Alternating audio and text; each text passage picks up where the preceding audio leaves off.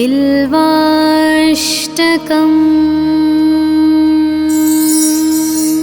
त्रिदलं त्रिगुणाकारं त्रिनेत्रं च त्रियायुधं त्रिजन्मपापसंहारम् एकबिल्वं शिवार्पणम् त्रिशाकैः बिल्वपत्रैश्च अच्छिद्रैः कोमलैः शुभैः तव पूजां करिष्यामि एकबिल्वं शिवार्पणम् कोटिकन्या महादानं तिलपर्वतकोटयः काञ्चनं शैलदानेन एकबिल्वं शिवार्पणम् काशीक्षेत्रनिवासं च कालभैरवदर्शनं प्रयागे माधवं दृष्ट्वा एकबिल्वं शिवार्पणम् इन्दुवारे व्रतं स्थित्वा निराहारो महेश्वराः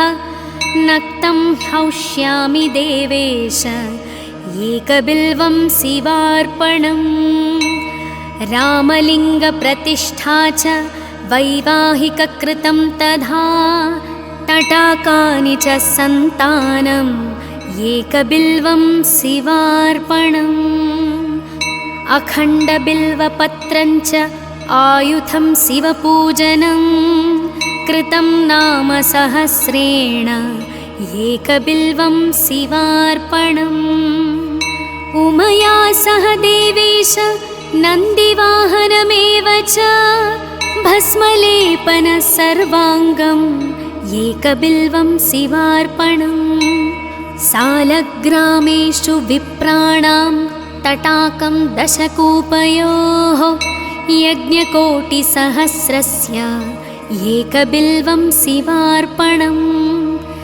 दन्तिकोटिसहस्रेषु अश्वमेधशतक्रतौ कोटिकन्या महादानम् एकबिल्वं शिवार्पणम् बिल्वाणां दर्शनं पुण्यं स्पर्शनं पापनाशनम् अघोरपापसंहारम् एकबिल्वं शिवार्पणम् सहस्रवेदपाठेषु ब्रह्मस्थापनमुच्यते अनेकव्रतकोटीनाम् एकबिल्वं शिवार्पणम् अन्नदानसहस्रेषु सहस्रोपनयनं तथा अनेकजन्मपापानि एकबिल्वं शिवार्पणम् बिल्वाष्टकमिदं पुण्यं यः पठेत् शिवसन्निधौ शिवलोकमवाप्नोति एकबिल्वं शिवार्पणम्।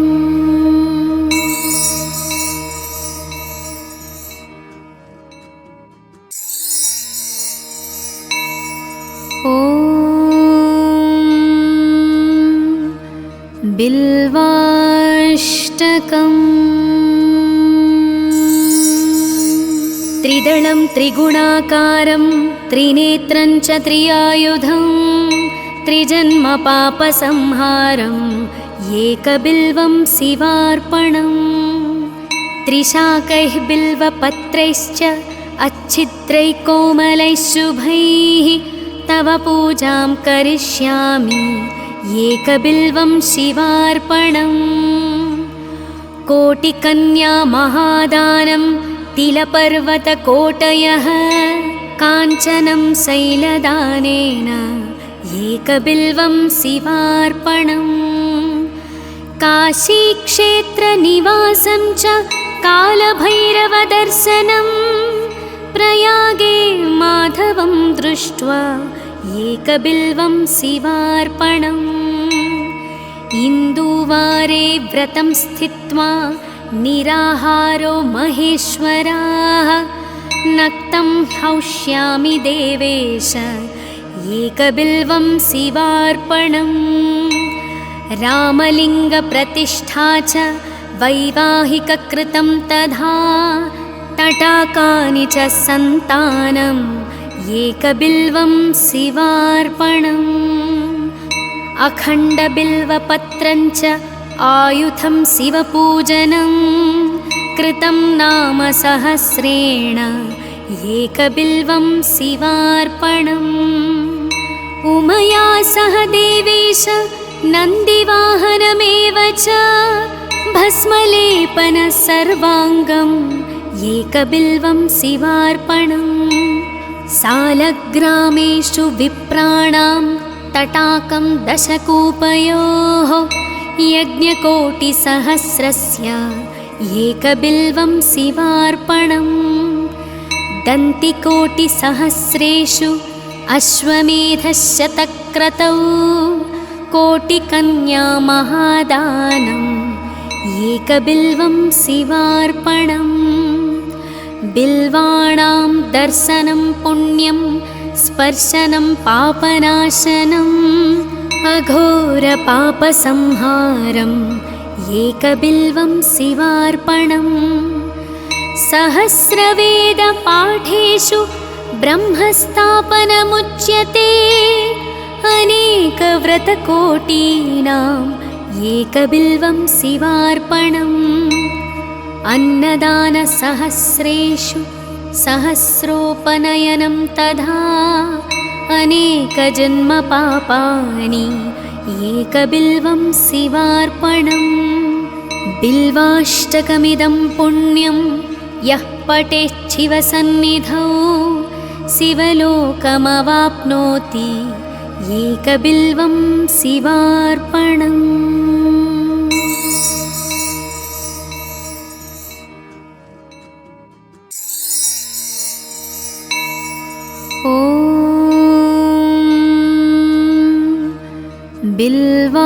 बिल्वाष्टकम्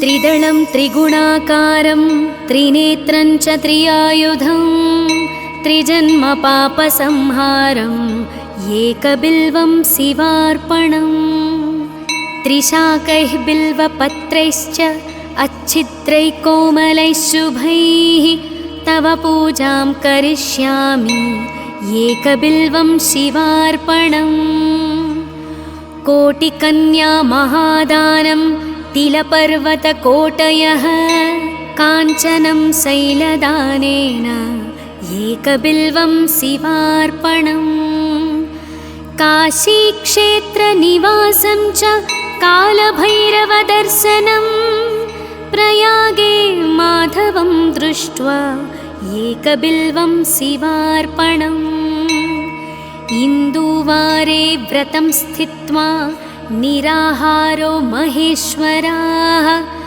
नक्तं हौष्यामि देवेश एकबिल्वं शिवार्पणम् रामलिङ्गप्रतिष्ठा च वैवाहिककृतं तथा तटाकानि च सन्तानम् एकबिल्वं शिवार्पणम् अखण्डबिल्वपत्रं च आयुधं शिवपूजनं कृतं नाम सहस्रेण एकबिल्वं शिवार्पणम् उमया सह देवेश नन्दिवाहनमेव च भस्मलेपन सर्वाङ्गम् एकबिल्वं शिवार्पणम् सालग्रामेषु विप्राणां तटाकं दशकूपयोः यज्ञकोटिसहस्रस्य एकबिल्वं शिवार्पणम्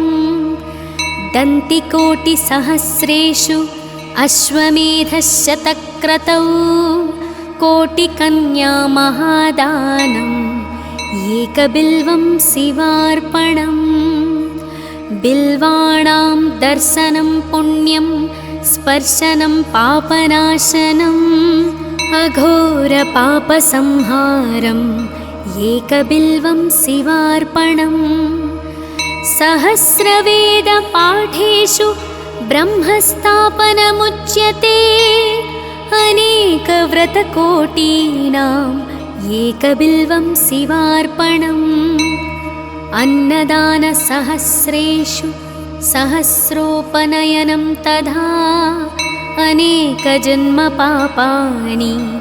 एकबिल्वं शिवार्पणम् बिल्वाष्टकमिदं पुण्यं यः पठेच्छिवसन्निधौ शिवलोकमवाप्नोति एकबिल्वं शिवार्पणम्।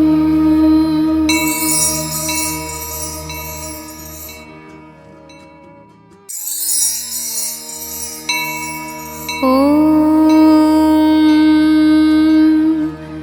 बिल्वाष्टकम्।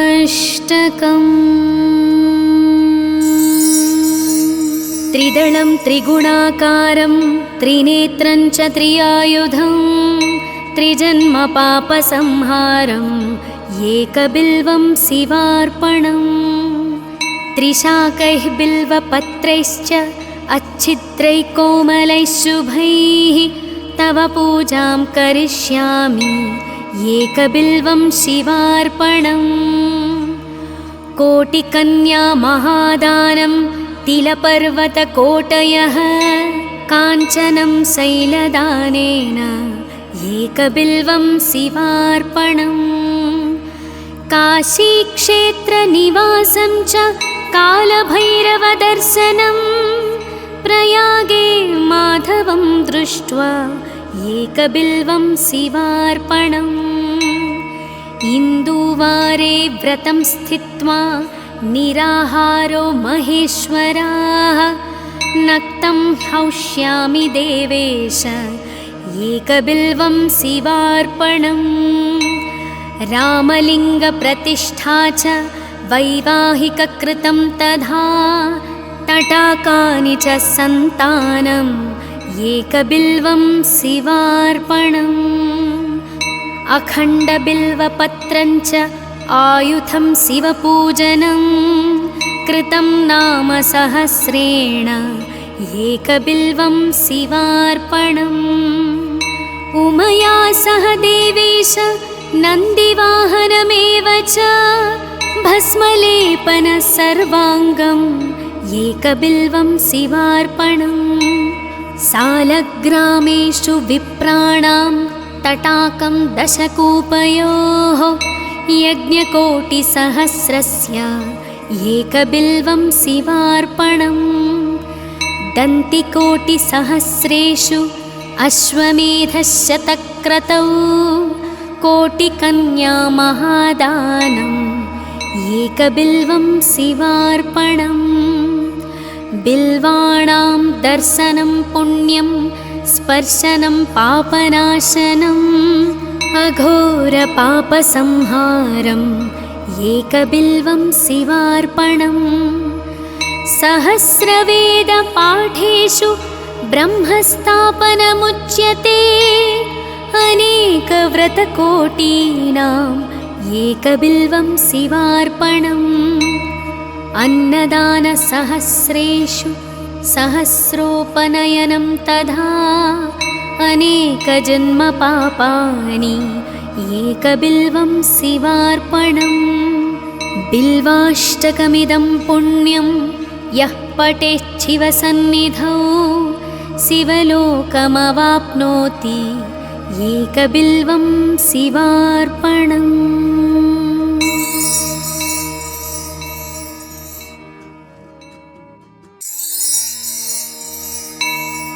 ॐ बिल्वाष्टकम्।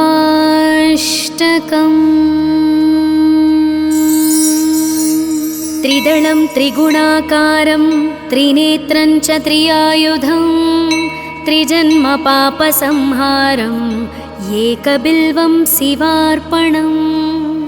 त्रिशाकैः बिल्वपत्रैश्च अच्छिद्रैः कोमलैः शुभैः तव पूजां करिष्यामि एकबिल्वं शिवार्पणम्। कोटिकन्या महादानं तिलपर्वतकोटयः काञ्चनं शैलदानेन एकबिल्वं शिवार्पणम्।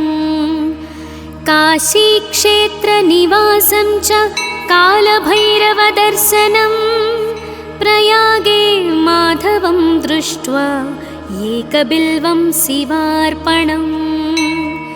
इन्दुवारे व्रतं स्थित्वा निराहारो महेश्वराः नक्तं हौष्यामि देवेश एकबिल्वं शिवार्पणम् रामलिङ्गप्रतिष्ठा च वैवाहिककृतं तथा तटाकानि च सन्तानम् एकबिल्वं शिवार्पणम् अखण्डबिल्वपत्रं च आयुधं शिवपूजनं कृतं नाम सहस्रेण एकबिल्वं शिवार्पणम् उमया सह देवेश नन्दिवाहनमेव च भस्मलेपन सर्वाङ्गम् एकबिल्वं शिवार्पणम् सालग्रामेषु विप्राणां तटाकं दशकूपयोः यज्ञकोटिसहस्रस्य एकबिल्वं शिवार्पणम् दन्तिकोटिसहस्रेषु अश्वमेधशतक्रतौ कोटिकन्या महादानम् एकबिल्वं शिवार्पणम् बिल्वाणां दर्शनं पुण्यं स्पर्शनं पापनाशनम् अघोरपापसंहारम् एकबिल्वं शिवार्पणम् सहस्रवेदपाठेषु ब्रह्मस्थापनमुच्यते अनेकव्रतकोटीनाम् एकबिल्वं शिवार्पणम् अन्नदानसहस्रेषु सहस्रोपनयनं तथा अनेकजन्मपापानि एकबिल्वं शिवार्पणम् बिल्वाष्टकमिदं पुण्यं यः पठेच्छिवसन्निधौ शिवलोकमवाप्नोति एकबिल्वं शिवार्पणम्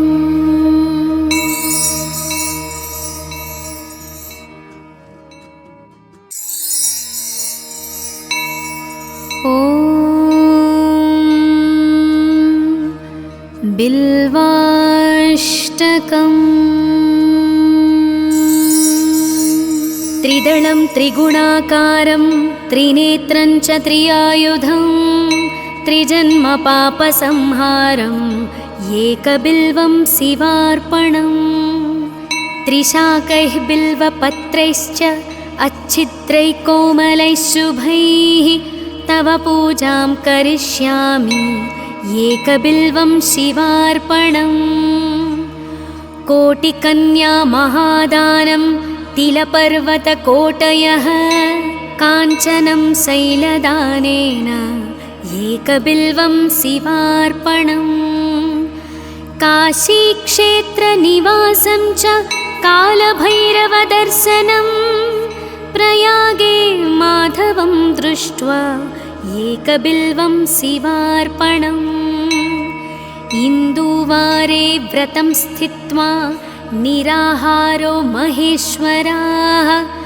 नक्तं हौष्यामि देवेश एकबिल्वं शिवार्पणम् रामलिङ्गप्रतिष्ठा च वैवाहिककृतं तथा तटाकानि च सन्तानम् एकबिल्वं शिवार्पणम् अखण्डबिल्वपत्रं च आयुधं शिवपूजनं कृतं नाम सहस्रेण एकबिल्वं शिवार्पणम् उमया सह देवेश नन्दिवाहनमेव च भस्मलेपन सर्वाङ्गम् एकबिल्वं शिवार्पणम् सालग्रामेषु विप्राणां तटाकं दशकूपयोः यज्ञकोटिसहस्रस्य एकबिल्वं शिवार्पणम् दन्तिकोटिसहस्रेषु अश्वमेधशतक्रतौ कोटिकन्या महादानम् एकबिल्वं शिवार्पणम् बिल्वाणां दर्शनं पुण्यं स्पर्शनं पापनाशनम् अघोरपापसंहारम् एकबिल्वं शिवार्पणम् सहस्रवेदपाठेषु ब्रह्मस्थापनमुच्यते अनेकव्रतकोटीनाम् एकबिल्वं शिवार्पणम् अन्नदानसहस्रेषु सहस्रोपनयनं तथा अनेकजन्मपापानि एकबिल्वं शिवार्पणम् बिल्वाष्टकमिदं पुण्यं यः पठेच्छिवसन्निधौ शिवलोकमवाप्नोति एकबिल्वं शिवार्पणम्।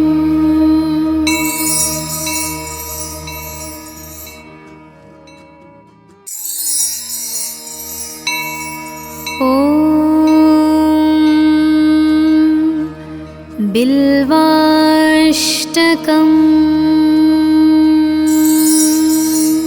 त्रिदलं त्रिगुणाकारं त्रिनेत्रं च त्रियायुधं त्रिजन्मपापसंहारम् एकबिल्वं शिवार्पणम् त्रिशाकैः बिल्वपत्रैश्च अच्छिद्रैः कोमलैः शुभैः तव पूजां करिष्यामि एकबिल्वं शिवार्पणम् कोटिकन्या महादानं तिलपर्वतकोटयः काञ्चनं शैलदानेन एकबिल्वं शिवार्पणम् काशीक्षेत्रनिवासं च कालभैरवदर्शनं प्रयागे माधवं दृष्ट्वा एकबिल्वं शिवार्पणम् इन्दुवारे व्रतं स्थित्वा निराहारो महेश्वराः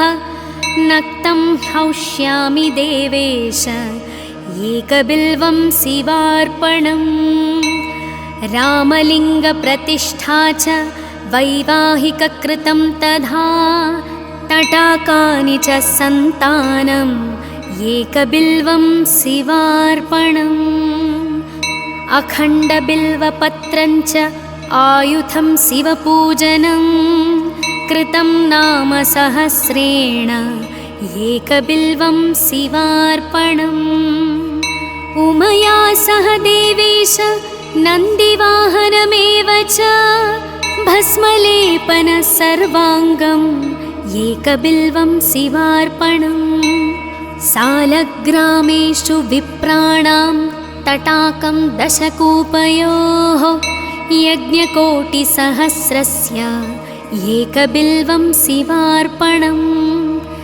दन्तिकोटिसहस्रेषु अश्वमेधशतक्रतौ कोटिकन्या महादानम् एकबिल्वं शिवार्पणम् बिल्वाणां दर्शनं पुण्यं स्पर्शनं पापनाशनम् अघोरपापसंहारम् एकबिल्वं शिवार्पणम् सहस्रवेदपाठेषु ब्रह्मस्थापनमुच्यते अनेकव्रतकोटीनाम् एकबिल्वं शिवार्पणम् अन्नदानसहस्रेषु सहस्रोपनयनं तथा अनेकजन्मपापानि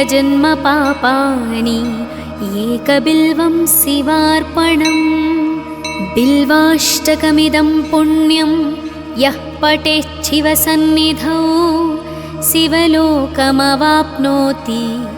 एकबिल्वं शिवार्पणम्।